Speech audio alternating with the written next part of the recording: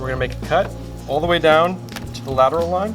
In a past video, we learned how to spear for a halibut. In this video, we're gonna show you how to fillet one. So let's jump in. All right, so once you've got them, now what do you do with them? You gotta fillet them, right? A halibut has 4 fillets. When you look at it here, so this obviously is its stomach. This is its top shoulder. Right here, this line down the middle is its lateral line. So you've got a dark side and you've got a light side. I've heard a lot of people say that they think that the light side is better tasting than the dark. Maybe I don't have a refined palate. I've never noticed a difference. Halibut, since they live in the sand, there's a possibility of them getting worms in their intestines. Although they can be elsewhere, they're typically going to be in the area where, like right around their gut area. So we're going to work away from that. So the way that you start is we'll start by this upper shoulder. So they get their worms from the sand and not from what they eat? From what I understand, from what I've been told, is they come up like and burrow through them. Oh. I heard that it was because they eat smelt, Okay. and smelt are full of worms, so any fish that eats smelt will be contaminated. But Okay. both ways. All right, so we're gonna take this guy and we're gonna start at the upper shoulder here. We're gonna make a cut all the way down to the lateral line. And we're gonna cut all the way down the lateral line, which is gonna put our knife directly on top of the spine. So right now, let's see, I think he's still a little frozen.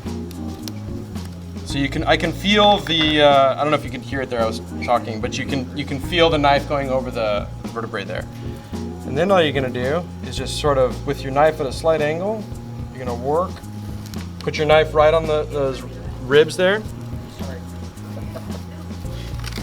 You can hear him sort of rubbing across the...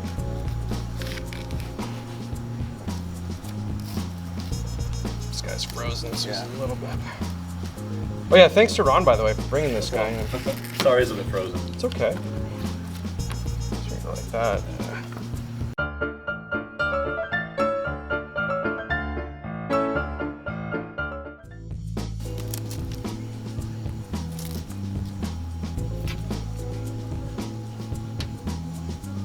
One. And then we're gonna go away from the stomach here, so we're gonna move a little bit further down. We're gonna do the same thing, cut here. How do you know where the stomach ends?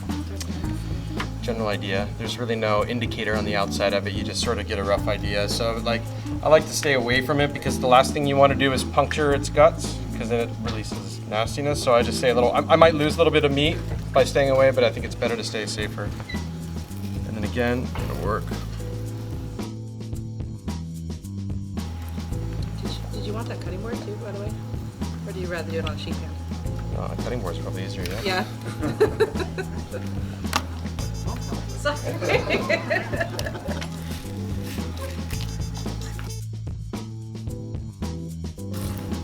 So you went around the gut. Is that what you did? Yeah, that's this cut here, just to get away from the gut. See, you can see he's got a little bit of blood right there. That's right about where the gut cavity is going to start.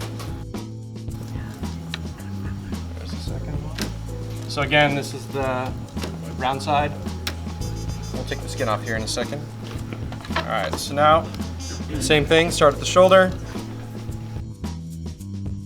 Work down the rib. Working all the way down the spine.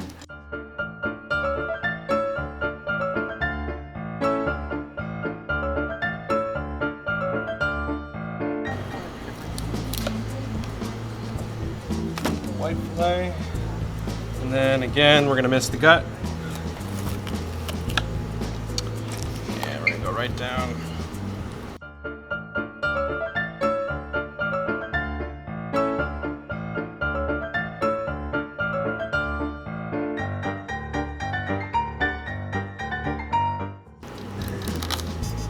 You can tell the thing over there with a price tag on it. Caught that one over there, Yeah, too? yeah.